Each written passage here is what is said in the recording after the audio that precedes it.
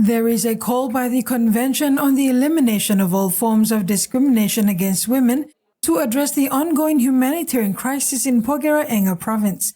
The call was made during a press conference today and featured prominent speakers including Ruth Kissam, President of Advancing PNG Women Leaders, Lucille Paru, Executive Director of the Papua Native Landowners Association, and Shirley Cooper of Magna Carta PNG. Each speaker brought attention to the severe conditions faced by communities in Porgera, where ongoing conflict has led to widespread displacement and significant loss of life, with estimates ranging from 20 to 50 fatalities. Cooper emphasized the dire situations, stating that the absence of government services has exacerbated the suffering of the communities. Women and children are bearing the brunt of this crisis, and urgent action is needed to restore essential health care, education and security. This is the call to them that they already knew that access to Porgera actually reduced when we have the Mulitaka disaster.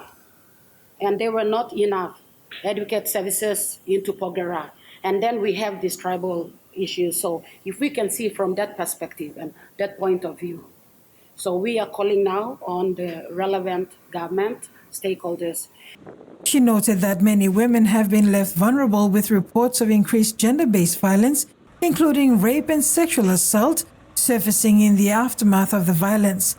The women discussed the infrastructure challenges posed by recent landslides that have blocked access to vital aid. The destruction of roads and essential facilities has hindered humanitarian efforts, leaving many without shelter or access to basic services. She stressed that there is a must to find ways to deliver aid effectively, even in these difficult conditions. But getting that information on ground out is how we are trying to put the statistics forward to our government, to stakeholders, to take that action to have people evacuated out of the area. Ruth Kissam highlighted the lack of data collection due to non-operational health facilities, which has made it difficult to assess the full extent of the crisis.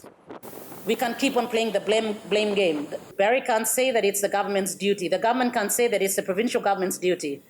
Because at the end of it, it's the people that are paying the price. So do something, open up the road, do something for the people in Porgera. The coalition called upon New Porgera Mine Limited to adopt a rights-based community development model that prioritizes the needs of the affected communities, particularly women and children. She said the mine has the potential to be a positive force for change and must ensure that the voices of the community are central to decision-making processes. Carol Kidu Jr., TVWAN News.